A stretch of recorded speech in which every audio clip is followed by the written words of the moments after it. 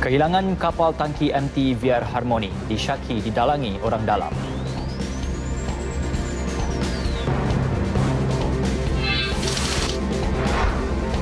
Polis Thailand sahkan keluar waran tangkap terhadap suspek kedua insiden bom Phuket.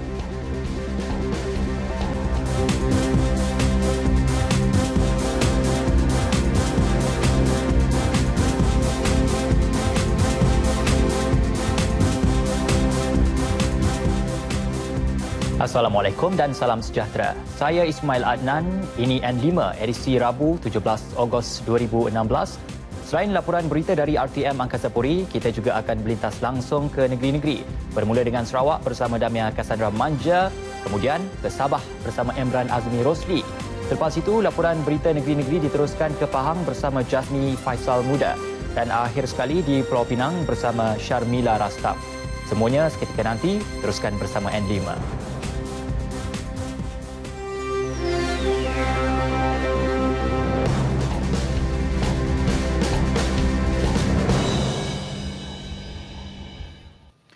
Agensi Penguatkuasaan Maritim Malaysia mengesahkan menerima laporan mengenai kehilangan sebuah kapal tangki MT VR Harmony milik sebuah syarikat dari Indonesia awal pagi tadi. Kapal terbabit dilaporkan hilang 16 Ogos lalu pukul 5 petang di perairan Pelabuhan Kuantan. Ketua Pengarah Maritim Malaysia, Datuk Ahmad Puzi Abdul Kahar menerusi laman Twitternya mengesahkan MT VR Harmony yang didaftarkan di Batam itu disyaki dilarikan di perairan Pelabuhan Kuantan. Kapal berkenaan membawa bersama muatan 900,000 liter diesel yang dianggarkan bernilai 1.5 juta ringgit. Siasatan awal menunjukkan kapal dilarikan atas sebab masalah dalaman. Gerakan mencari kapal berkenaan telah diaktifkan awal pagi tadi dan siasatan lanjut mengenainya sedang dijalankan.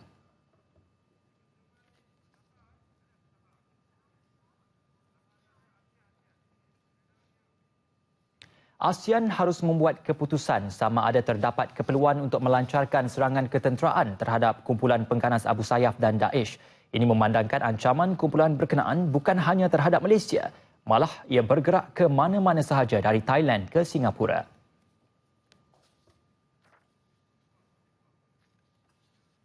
Menurut Pegawai Pengajian Asia Tenggara di Pusat Pengajian Pertahanan dan Keselamatan Antarabangsa Universiti Pertahanan Nasional Malaysia, Profesor Madya Dr. Aruna Gopinath, langkah mereka seterusnya juga tidak diketahui. Jelasnya, ASEAN harus bersatu memerangi Abu Sayyaf dan Daesh, memandangkan kumpulan militan itu kini menjadi ancaman serantau. Juga wujud keperluan bagi ASEAN untuk sebulat suara memutuskan tindakan yang harus diambil terhadap kumpulan militan berkenaan yang dianggap sebagai khalifah di rantau ini. Ketua Ajaran Sesat Ajaran Harun Mat Saad, 50 tahun, selamat dikebumikan di Tanah Perkuburan Islam Kampung Batu Talam Raup, Pahang, kira-kira pukul 12.30 tengah hari tadi. Majlis pengkebumian dihadiri kira-kira 100 penduduk kampung, saudara mara, isteri kedua serta anak-anak Allahyarham. Bagaimanapun, kehadiran media untuk mengambil gambar dan visual dihalang ahli keluarganya.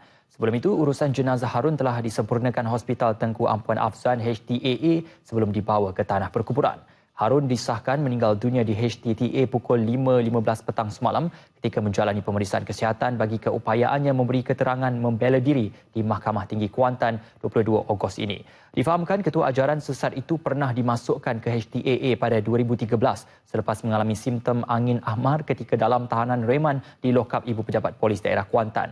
Harun dan 5 lagi pengikutnya dituduh dalam satu dakwaan berkonspirasi membunuh Ketua Penolong Pengarah Bahagian Penguatkuasa Jabatan Agama Islam Pahang Jaib Ahmad Rafli Abdul Malik 3 tahun lalu. Harun dituduh melakukan kesalahan itu bersama isteri ketiganya, Azida Muhammad Zul, 33 tahun, pemadu mereka Syaizral Edi Nizam Syari, 40 tahun dan 3 pengikut iaitu Jeffrey Safar, 39, Su Mustafa Suradi, 41 serta Syamsinar Abdul Halim, 39 tahun bersama seorang lagi yang masih bebas. Harun menjalani perbicaraan di Mahkamah Tinggi Kuantan untuk kes pembunuhan Ahmad Rafli pada 10 November 2013.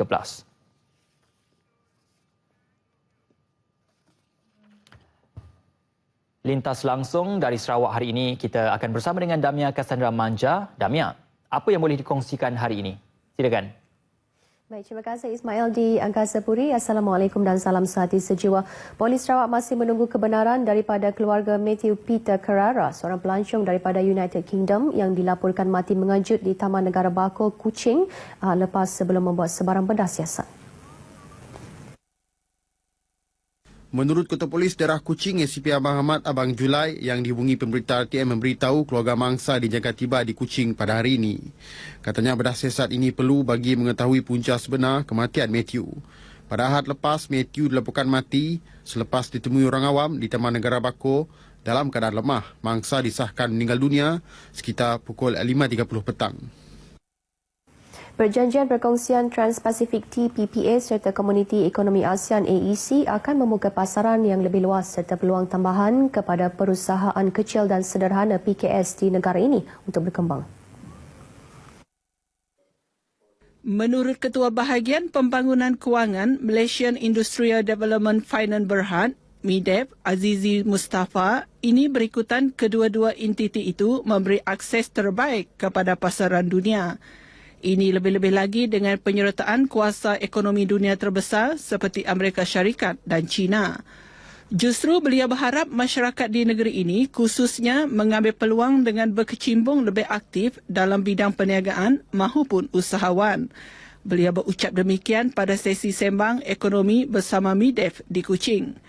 Sesi tersebut disampaikan oleh Ketua Ekonomi MIDEF, Dr. Kamaruddin Mohamad Noor dengan 3 topik dibincangkan iaitu TPPA, AEC serta isu ekonomi terkini dan disertai oleh pemain industri PKS.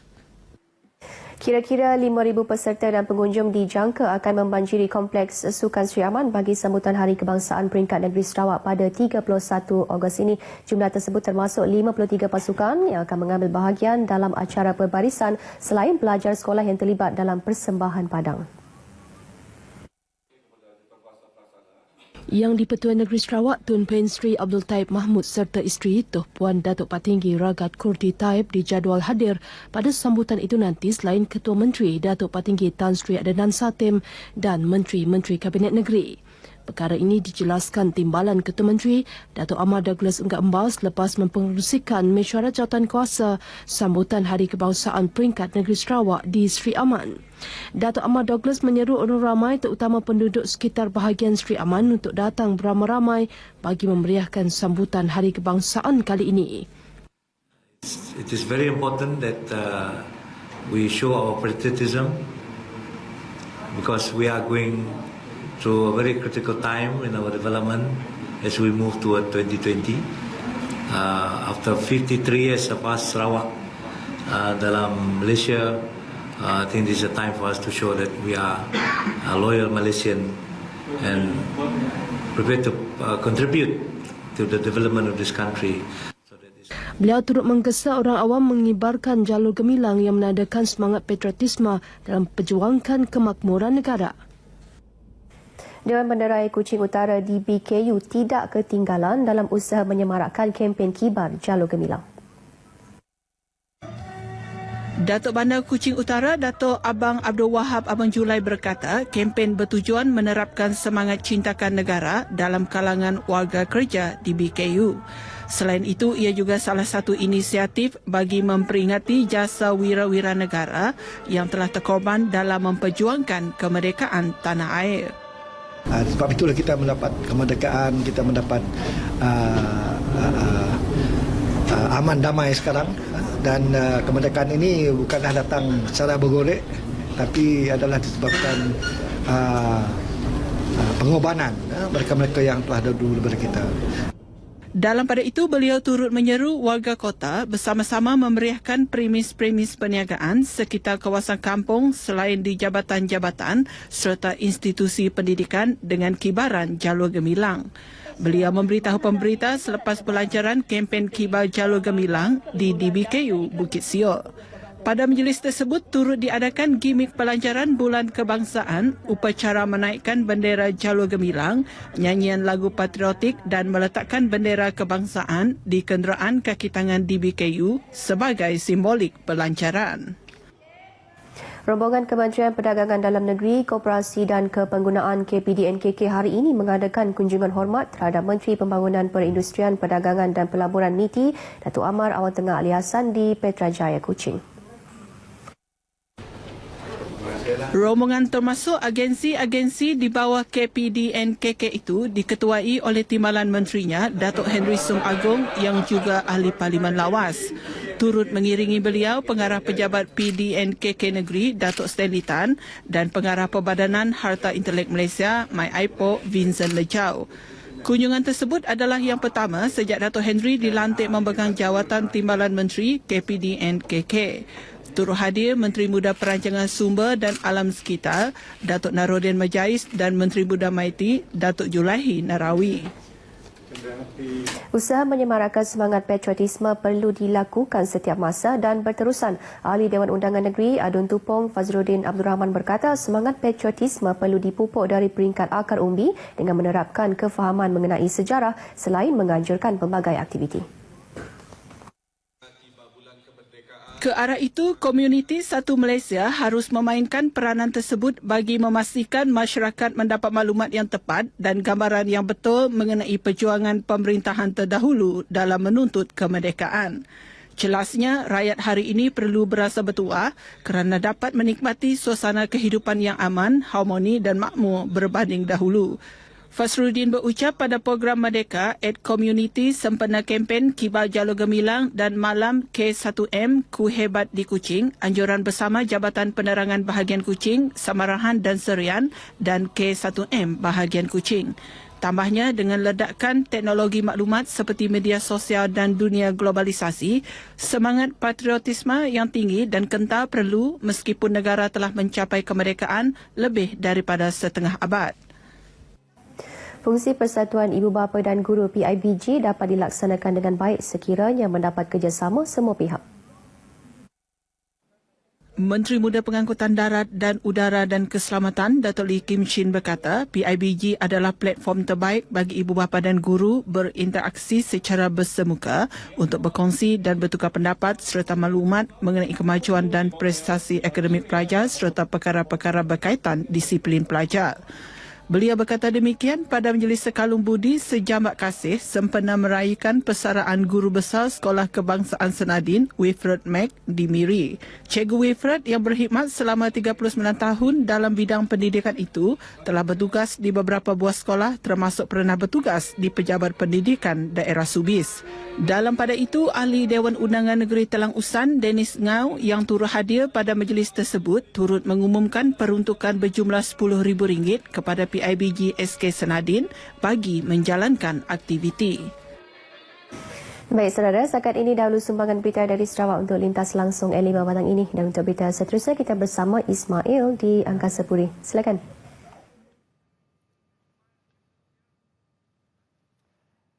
Baiklah, terima kasih Damia untuk perkembangan dari Sarawak. Baik, lagi mengenai insiden kehilangan sebuah kapal tangki di perairan Pelabuhan Kuantan. Siasatan awal Agensi Penguatkuasaan Maritim Malaysia APMM mendapati kapal MT VR Harmony itu dilarikan orang dalam. Pengarah Cawangan Penguatkuasaan dan Eksais APMM Laksamana Pertama Maritim Datuk Muhammad Taha Ibrahim berkata berdasarkan siasatan awal, kapal berkenaan dilarikan dan bukan dirampas. Pihaknya turut tidak menolak kemungkinan kejadian berpunca daripada masalah dalaman antara majikan dan kru. Bagaimanapun, APMM belum mengenal pasti suspek yang bertanggungjawab melarikan kapal tangki itu dan siasatan masih dijalankan. Pihaknya difahamkan laporan mengenainya sudah dibuat pemilik kapal terbabit di Indonesia. Menyusul selepas ini, lintas langsung dari Sabah terus kekal bersama N5.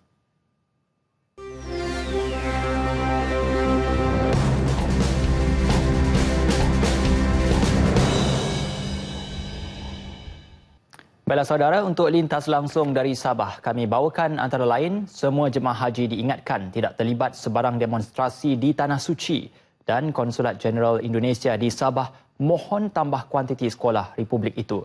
Raswin Setia ada laporan lanjut. Silakan Raswin. Terima kasih Ismail. Assalamualaikum dan salam sehati sejiwa. Yang di-Pertua Negeri Sabah, Tun Dr. Haji Johar Datuk Haji Mahiruddin mengingatkan semua jemaah haji Sabah agar sentiasa menjaga tata susila sepanjang berada di Tanah Suci. Ini termasuk tidak terlibat dengan sebarang demonstrasi yang boleh mencemarkan nama baik negara sekaligus menjejaskan hubungan baik antara kerajaan Malaysia dan Arab Saudi. Menurut Tun Haji Johar, Kerajaan Arab Saudi mengiktiraf jemaah haji Malaysia sebagai jemaah haji yang sangat baik dan berdisiplin dalam menunaikan ibadah haji di Tanah Suci Mekah. Justeru bakal haji dinasihat agar terus bersatu, mengelak sebarang perbalahan demi kesejahteraan ummah selain sentiasa menjaga kesihatan serta mematuhi arahan para petugas haji demi kelancaran operasi haji.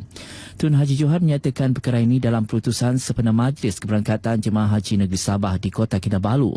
Turut hadir isteri Tun Haji Johar, Tuan Puan Haja Nurlida Tan Sri RM Jasni. Penerbangan kedua jemaah haji Sabah KT25S melibatkan 150 jemaah berlepas 11.15 malam. Dalam majlis sama, Tun Haji Johar turut menyempurnakan Majlis Pelancaran TH Komuniti Peringkat Negeri Sabah. Menurut Pengarah Urusan Kumpulan dan Ketua Pegawai Eksekutif Tabung Haji Malaysia, Datuk Johan Abdullah, Pusat Transformasi Komuniti Bergerak Mobile CTC memberi perkhidmatan khususnya pendeposit di seluruh negeri. Maklum sajalah untuk ke pejabat tabung haji mungkin makan masa yang jauh ya. Jadi kita amat prihatin dan ini adalah saranan-saranan yang kita dengar sendiri daripada mereka-mereka yang jauh duduk di pedalaman. Sabah merupakan negeri ketiga melancarkan Mobile CTC. Konsulat Jenderal Republik Indonesia KJRI di Sabah memohon persetujuan Kerajaan Negeri Sabah untuk menambah lebih banyak sekolah Indonesia di Sabah selain Sekolah Induk Indonesia atau Community Learning Centre CLC yang kini berpusat di Sepanggar.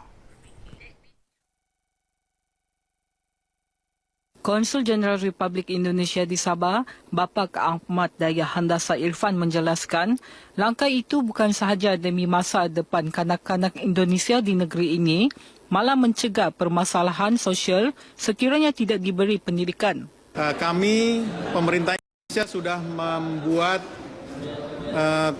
sekolah-sekolah, juga mengirimkan ratusan guru, tapi semua belum cukup. Karena yang kami layani itu angkanya baru separuhnya saja. Kalau dihitung total di sekolah CLC seluruh Sabah dan sekolah Indonesia itu baru 23.780 murid. Banyak ya Bu ya? 23.000 baru. Masih separuh lagi belum bersekolah.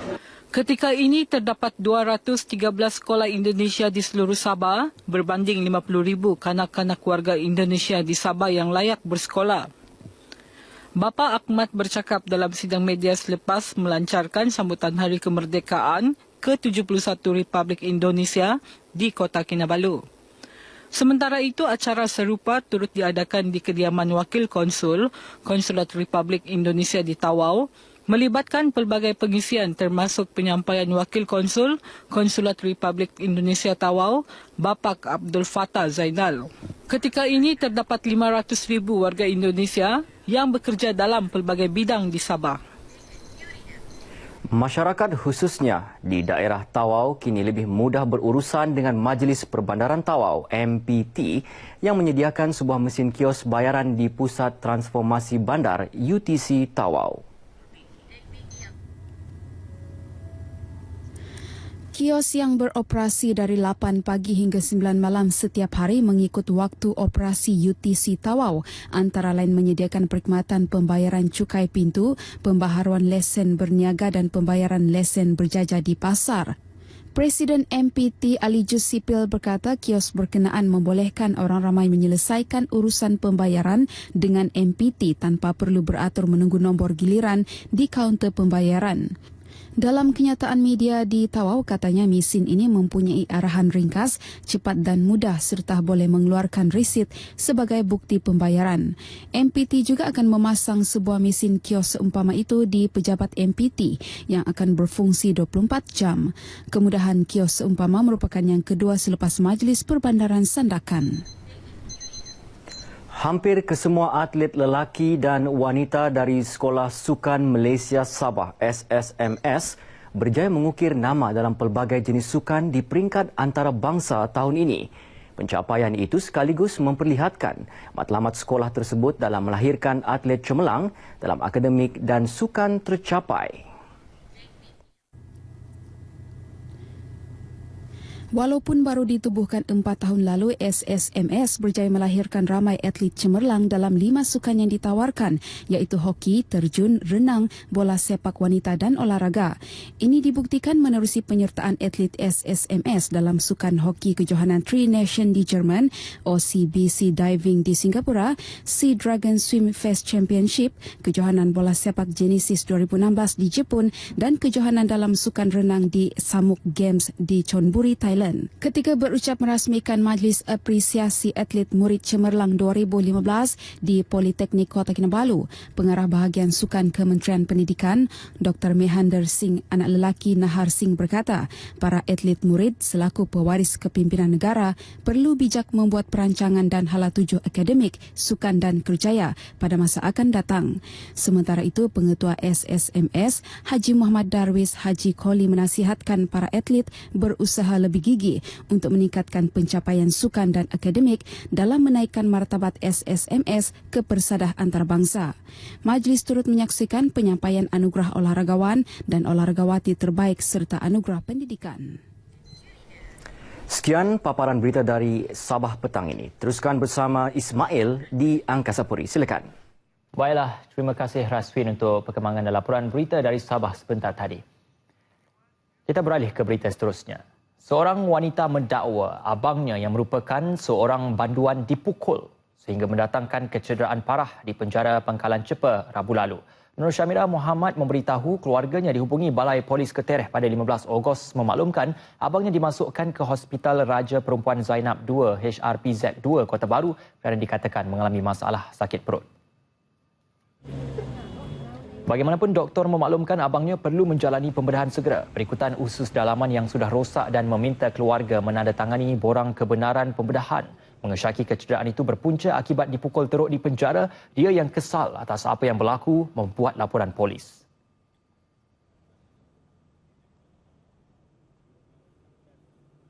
Kena dibelasah dalam penjara lah. Tak itu saya tak pasti. Sebab saya tak puas hatinya sebab dia mengadu, dia sakit dada, dia kena tekok orang. Bagaimanapun, Pengarah Jabatan Penjara Pangkalan Cepa, Penolong Kanan Komisioner Penjara Kamarul Alam Taib ketika ditemui berkata memberitahu pihaknya belum menerima sebarang laporan berhubung kes tersebut. Namun beliau memberi jaminan untuk melakukan siasatan lanjut sejurus menerima laporan perubatan termasuk memanggil beberapa saksi dalam masa terdekat. Pihaknya turut mengalukan siasatan terperinci oleh polis. Menurut beliau, banduan terbabit dimasukkan ke penjara 14 Julai lalu atas kesalahan di bawah Seksyen 12-2 Akta Dadah Berbahaya 1952. Dia pernah menerima rawatan daripada pegawai perubatan di penjara pada 1 Ogos lalu disebabkan penyakit gout yang dihadapi. Sidang Dewan Undangan Negeri Dun Kedah. Dewan diberitahu projek Terminal Perikanan Bersepadu Kedah KIFT yang bernilai kira-kira 3 bilion ringgit akhirnya mendapat kelulusan Majlis Perancang Fizikal Negara MPFN. Fasiliti itu dijangka mula menerima pendaratan ikan tuna pertama tahun hadapan. Kelulusan itu diperoleh 21 Julai lalu dalam mesyuarat bersama MPFN yang dipengerusikan Perdana Menteri. Menurut Exco Pelaburan Kedah, Datuk Dr. Ku Abdul Rahman Ku Ismail berkata, proses mendapat kelulusan bukan suatu perkara yang mudah kerana memerlukan perbincangan daripada pelbagai pihak. Antaranya Jawatankuasa Kawal Selia, Jawatankuasa Teknikal dan Ketua Setiausaha Kementerian Perumahan dan Kerajaan Tempatan.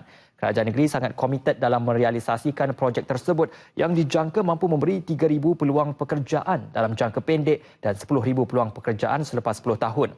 Beliau menjawab soalan Datuk Parul Razi Zawawi, Amanah Pangkalan Kundur. Ketika ditemui di luar Dewan, Adun Guar Cempedak itu menjelaskan projek yang dibiayai sepenuhnya oleh syarikat swasta itu akan menjadi pangkalan bagi kapal-kapal menangkap ikan tuna yang beroperasi di Lautan Hindi. Projek akan dibangunkan di pesisir pantai di antara Taman Bersatu di Kuala Kedah hingga ke Kampung Tebengau, Mukim Kuala Kedah melibatkan jumlah keluasan konsesi 2,340 hektar.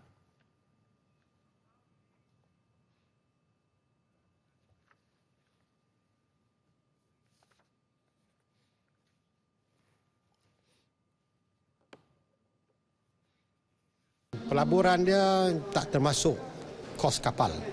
Adalah 1.83 bilion ringgit. Dia mencakupi semua komponen-komponen yang saya sebutkan tadi. Terminal antarabangsa, terminal domestik,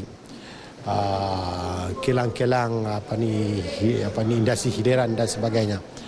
Dan dia KIF ini adalah satu projek yang saya sebutkan tadi win-win, menang-menang kepada pelbagai pihak.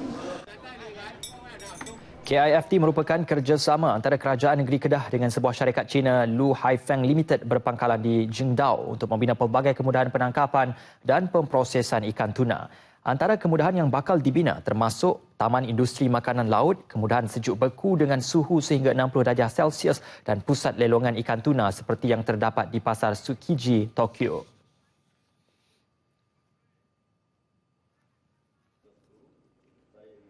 Dewan turut diberitahu maklumat yang menakutkan dan belum sahih di laman sosial berkaitan bahaya suntikan vaksin merupakan satu daripada punca ada ibu bapa menolak memberikan suntikan itu kepada anak-anak. Malah artikel berkaitan didakwa ditulis oleh mereka berkelulusan tinggi ataupun doktor mengenai kesan sampingan vaksin yang kononnya akan meninggalkan kesan buruk.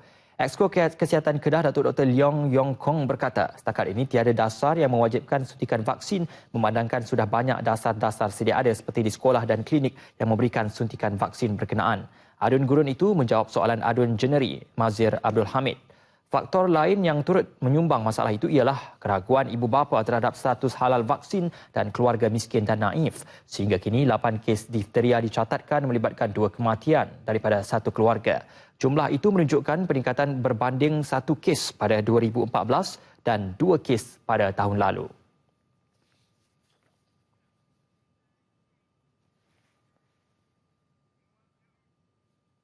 Sistem perhubungan cekap, elemen penting yang diperlukan koridor pembangunan Selatan Iskandar, Malaysia. Ketua Eksekutif Pihak Berkuasa Pembangunan Wilayah Iskandar, Datuk Ismail Ibrahim menekankan langkah berkenaan bagi memastikan penduduk di kawasan terlibat tidak membelanjakan sejumlah wang yang besar semata-mata untuk perkara berkenaan.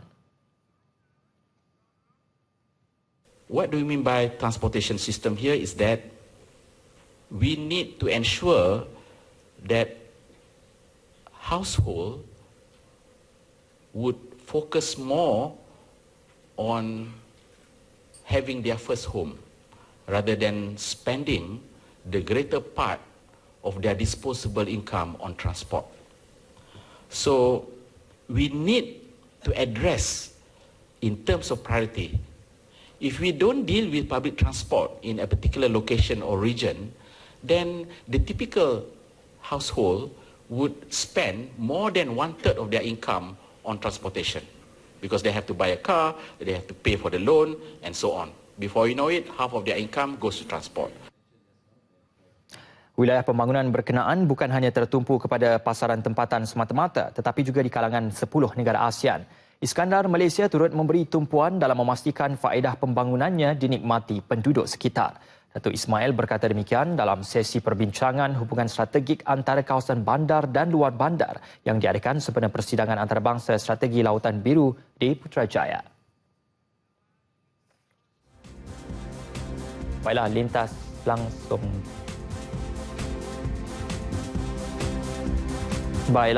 langsung dari Pahang akan menyusul seketika nanti. Teruskan kesetiaan anda.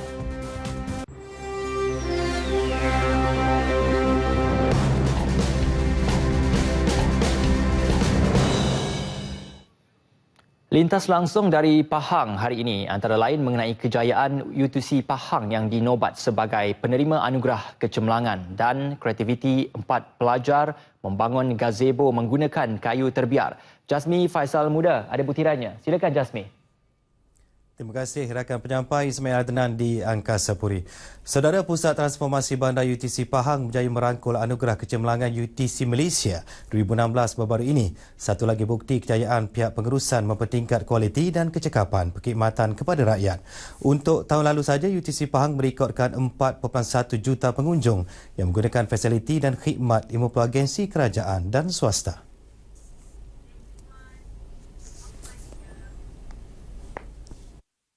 Menurut pengurus UTC Pahang, Sualiah Ali, kejayaan itu antara lain didorong pelbagai penambahbaikan yang dilakukan pihaknya saban tahun demi memastikan kepuasan dan kehendak pengunjung.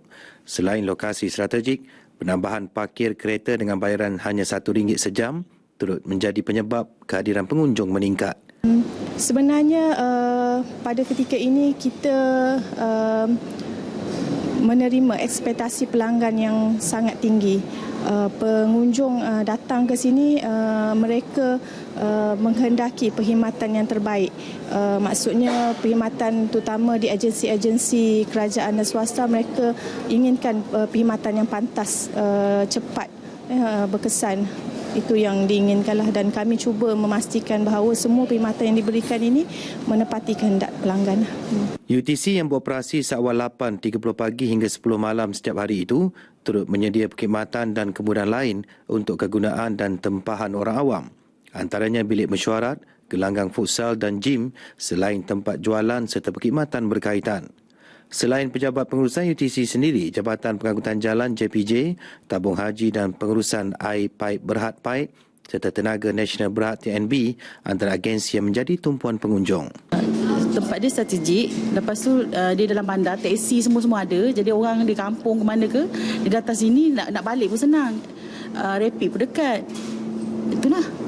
Saya rasa kemudahan dan semua yang disediakan sini, alhamdulillah setakat ni semuanya ada. Contoh kalau macam sebelum ni kan kita, kalau contoh kita nak hidupkan insurans kereta ke apa, protect ke kena pergi ke JPJ. Sekarang ni pun kita boleh buat kat sini melalui UTC ni. Mana kemudahan tu memang senang lah untuk kita semua, untuk rakyat Pahang ni. Saya rasa UTC ni diteruskan memang baiklah untuk rakyat-rakyat kat Malaysia ni. Dia memudahkan semua yang ada, memang memuaskan. UTC Pahang yang terletak di Bandar Kuantan merupakan yang keempat dibina selepas dilaksanakan di Melaka, Kuala Lumpur dan Perak. Dengan berkeluasan 15,000 meter persegi, fasiliti ini mampu mencapai kehadiran 4.1 juta pengunjung setahun.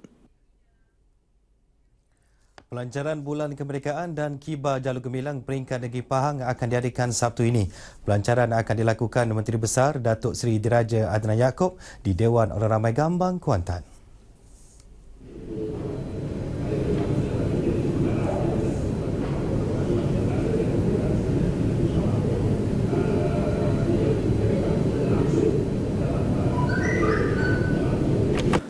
Pelbagai program telah dirangka. Paling menarik program Kayuhan Kemerdekaan sejauh 42 km bermula dari Gambang, Kuantan sehingga ke Bandar Maran yang akan disertai kira-kira 700 peserta. Dan menarik juga kerana ia turut mendapat penyertaan daripada lebih 12 kampung di sepanjang laluan daripada Pekan Gambang ke Maran, yang mana penduduk-penduduk kampung dan anak-anak sekolah akan menunggu di kampung masing-masing di kiri kanan jalan untuk bersama-samalah mengibarkan jalur gemilang pada hari tersebut. Dalam menyemarakkan lagi Bulan Kemerdekaan, Kerajaan Negeri turut mengagihkan bendera jalur gemilang secara percuma kepada wakil agensi seperti Jabatan Kerajaan Negeri Pahang, Badan Berkanun Negeri Pahang, pemimpin masyarakat, NGO dan orang ramai di lokasi terpilih. Selain menggalakkan orang ramai bersama-sama menjayakan kempen Kibar Jalur Gemilang dan menyertai pelbagai program disediakan, semua pemilik premis juga dipanggil untuk memasang bendera Jalur Gemilang sebagai tanda penghargaan dan cintakan negara. Kempen Kibar Jalur Gemilang yang sudah bermula sejak Sabtu lalu akan diteruskan sehingga 16 September ini bersempena sambutan Hari Malaysia. Dengan hanya menggunakan kayu rumah lama yang ditinggalkan, 4 pelajar kolej vocational berjaya mentransformasikan material itu menjadi sebuah gazebo yang cantik dan bernilai tinggi. Muhammad Aizat Fikri Ahmad, Muhammad Amirul Syafiq Muhammad Fazil, Syafiq Syakil Hakimi Safridwan dan Muzaffar Irfan Safridwan, pelajar Diploma Teknologi Pembinaan dari Kolej Vocational Temeloh, mengangkat khazanah itu sehingga mampu mencecah nilai antara RM2 hingga RM11,000 seunit.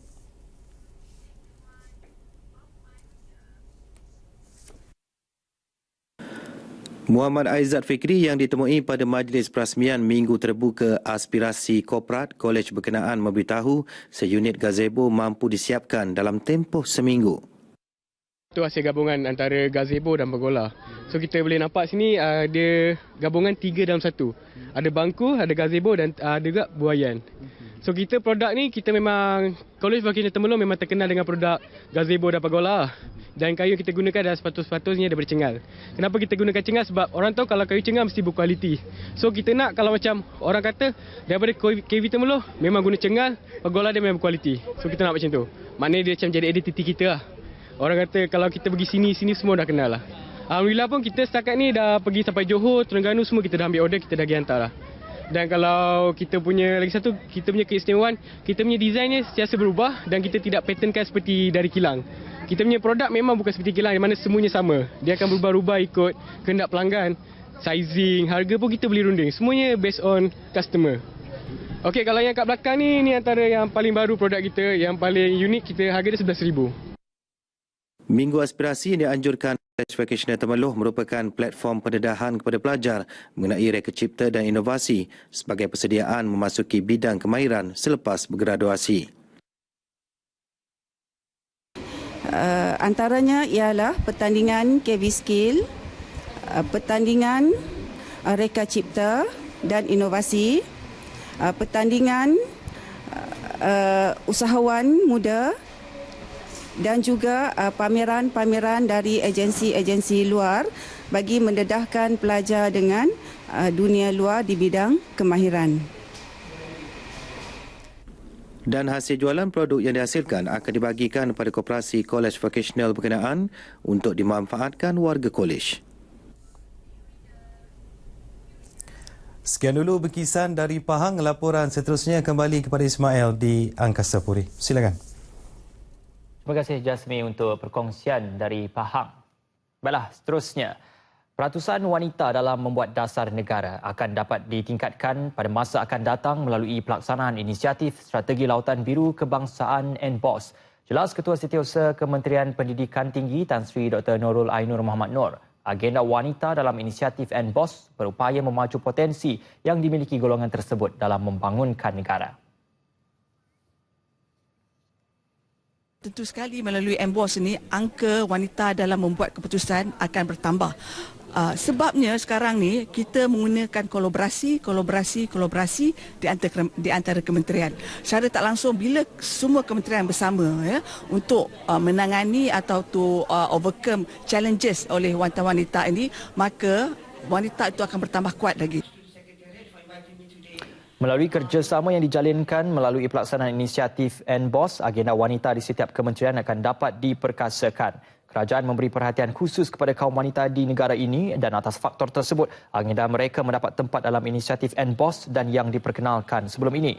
Dengan jumlah populasi kaum wanita dalam negara mencapai tahap sebanyak 49.5% adalah satu kerugian sekiranya negara tidak menggilap potensi yang dimiliki mereka. Tan Sri Dr. Nurul Aina menyatakannya selepas menjadi panel dalam sesi 8 yang bertajuk memperkasakan wanita untuk memainkan peranan penting dalam ekonomi dan masyarakat sempena persidangan antarabangsa mengenai strategi Lautan Biru ICBOS di Pusat Konvensyen Antarabangsa Putrajaya. Peratusan wanita sebagai pembuat dasar dalam sektor awam ketika ini mencatatkan jumlah sebanyak 36%. Kementerian Sains, Teknologi dan Inovasi MOSTI membelanjakan antara 25 hingga 30 juta ringgit daripada 50 juta ringgit peruntukan di bawah dana Inno atau Innofund yang disediakan tahun ini. Timbalan Menterinya Datuk Dr. Abu Bakar Muhammad Diah berkata Innofund itu disedia bagi membantu mencipta produk baharu.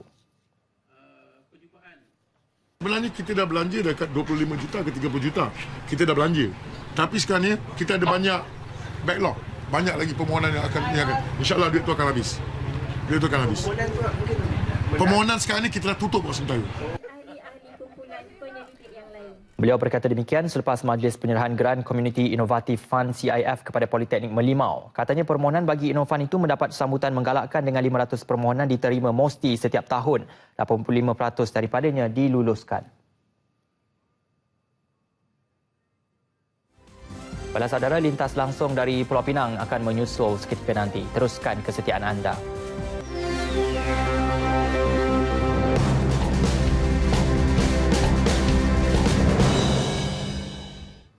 Bertemu kembali. Laporan sempena Bulan Kemerdekaan dan kempen Jalur Gemilang melatari laporan lintas langsung dari Pulau Pinang hari ini.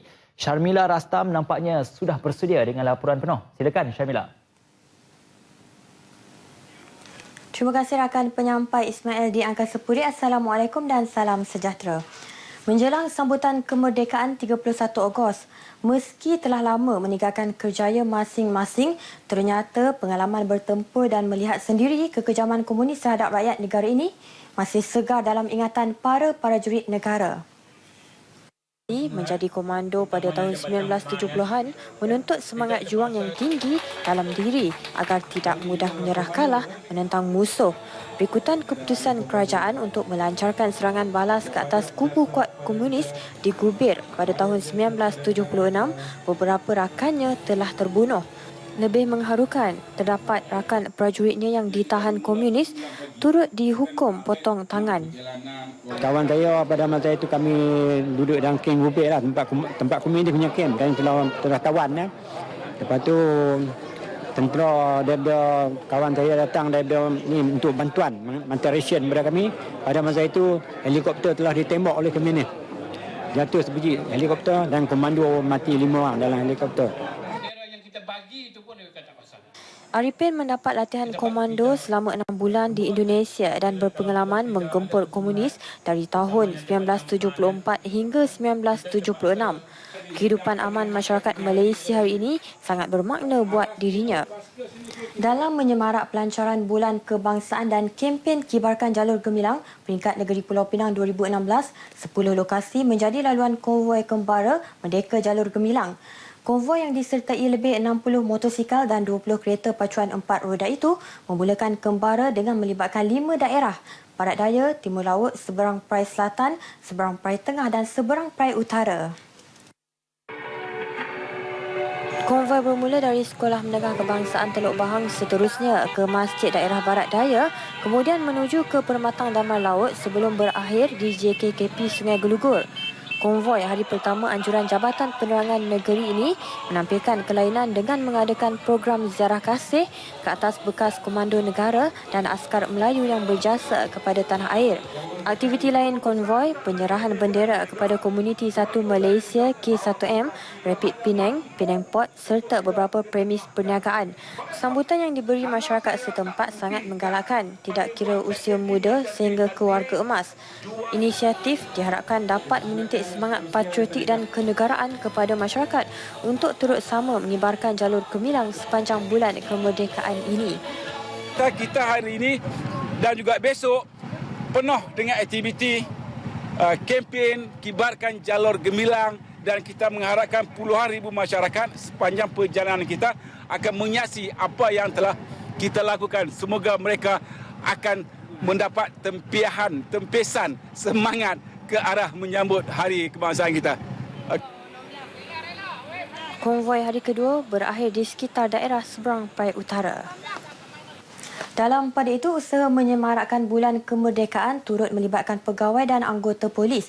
Pelbagai program dirancang bagi memeriahkan sambutan, termasuk menghiasi perkarangan ibu pejabat polis daerah dan balai polis dengan cara tersendiri, antaranya Balai Polis Lebuh Pantai di Georgetown. Terletak di kawasan pelancong, balai polis kecil ini sentiasa menjadi tarikan pengunjung. Difahamkan kira-kira 3,000 bendera jalur gemilang diedar kepada 14 buah balai polis di sekitar daerah Timur Laut sempena Bulan Kemerdekaan kali ini. Pada awal bulan Ogos tadi, kita dah mula mengedarkan ke seluruh balai-balai dalam ibu pejabat polis daerah Timur Laut. Jalur gemilang mini juga turut akan diedarkan dalam masa terdekat untuk dihias pada kenderaan pasukan termasuk MPV dan motosikal. Sementara itu, sambutan di Ibu Pejabat Polis Daerah Seberang Perai Selatan turut tidak ketinggalan. Menyokong sambutan konvoi Merdeka peringkat negeri, satu lakonan aksi dipersembahkan bagi memeriahkan suasana.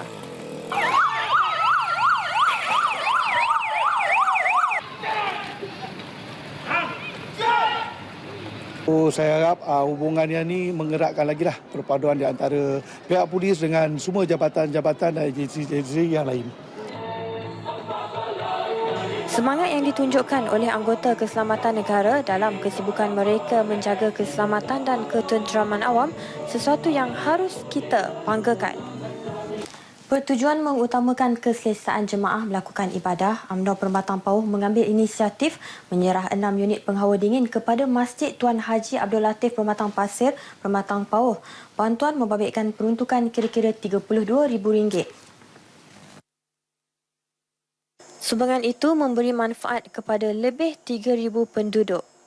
Memang adalah satu keperluan pada masa ini memandangkan cuaca yang agak panas dan saya begitu memahami keperluan anak-anak khariah dalam Masjid Permatang Pasir ini. Saya harap sumbangan yang tidak seberapa ini akan dapat dipergunakan dengan sebaik mungkin bagi jemaah yang ada untuk kita mempertingkatkan lagi syiar Islam di dalam kawasan kita ini. Memang sesuai sangat dengan keadaan sekarang ni yang kadang-kadang tu musim panas dia agak panas sikit kan duduk dalam masjid ni. Akan ada tambahan 6 ekor ni akan lebih selesa lah insya-Allah. Dalam pada itu, Datuk Muhammad Zaidi memberitahu pihaknya turut meluluskan peruntukan sebanyak RM30,000 bagi mengubah pagar masuk ke kawasan perkuburan yang terletak bersebelahan masjid ini. Ia bagi memudahkan jemaah meletak kenderaan. Paparan itu tadi mengakhiri sumbangan berita dari Pulau Mutiara. Kembali ke Angkasa Puri bersama Ismail untuk berita selanjutnya. Terima kasih Syarmila untuk perkongsian berita sebentar tadi.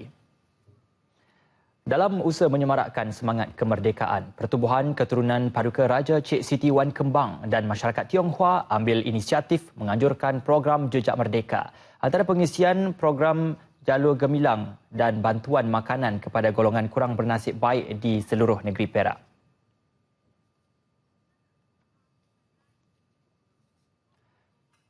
Menurut Pengerusi Biro Kebajikan dan Masyarakat Pertubuhan Berkenaan Cik Wan Sri Nara, Amir Mokhtar Rashid, daerah Taiping telah dipilih sebagai lokasi pertama untuk melaksanakan misi itu dengan penglibatan 30 orang ahli menyertainya.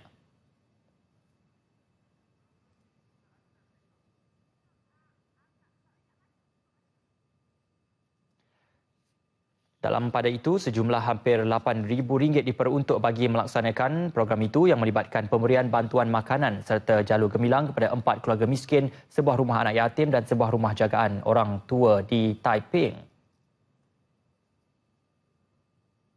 Penganjuran program Jejak Kasih Merdeka itu dilihat dapat menyatukan semua kaum tanpa mengira fahaman politik dan agama.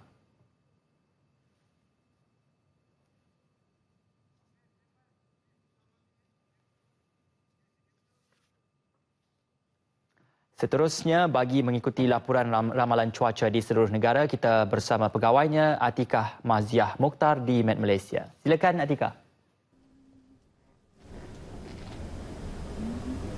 Assalamualaikum dan salam sehati sejiwa. Anda kini bersama Met Malaysia untuk informasi cuaca terkini.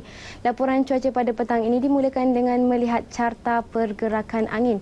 Ketika ini angin di rantau Malaysia masih lagi didominasi oleh angin dari arah barat dan juga barat daya dengan kelajuan mencecah sehingga 60 km per jam yang boleh menyebabkan ketinggian ombak mencapai 4.5 meter terutamanya untuk perairan Phuket dan juga Laut Cina Selatan. Seterusnya, Met Malaysia masih lagi mengekalkan amaran angin kencang dan laut bergelora kategori kedua untuk perairan Reef North, layang-layang dan juga Palawan. Amaran angin kencang dan laut bergelora kategori pertama pula masih lagi dikekalkan untuk perairan Phuket, Kondor, Labuan termasuk juga perairan Kudat, Pantai Barat, Pedalaman dan juga wilayah Persekutuan Labuan meliputi juga perairan Perlis, Kedah dan juga Pulau Pinang. Amaran angin kencang dan laut bergelora ini adalah berbahaya untuk aktiviti perkapalan, pantai termasuk aktiviti menangkap ikan dan juga perkhidmatan feri. Ianya juga adalah berbahaya untuk bot-bot kecil, rekreasi laut dan juga sukan laut. Seterusnya, untuk melihat keadaan cuaca pula, kita beralih ke paparan imej gema radar. Cerapan imej gema radar yang terkini menunjukkan keadaan ribut petir dan hujan lebat sedang berlaku di selatan negeri Johor dan juga di 1-2 tempat di selatan negeri Pahang yang meliputi daerah Rompen. Keadaan ribut petir dan hujan lebat ini dijangka akan beransur reda menjelang awal malam nanti. Untuk negeri Sabah pula, kita dapat perhatikan keadaan cuaca yang agak cerah dicerap di keseluruhan bahagian di negeri Sabah, termasuklah wilayah Persekutuan Labuan. Keadaan cuaca yang hampir serupa juga dicerap di keseluruhan bahagian di negeri Sarawak. Seterusnya, sebelum kita berpisah, kita ikuti dahulu tinjauan cuaca bagi bandar-bandar utama untuk hari esok. Assalamualaikum dan salam sehati sejiwa.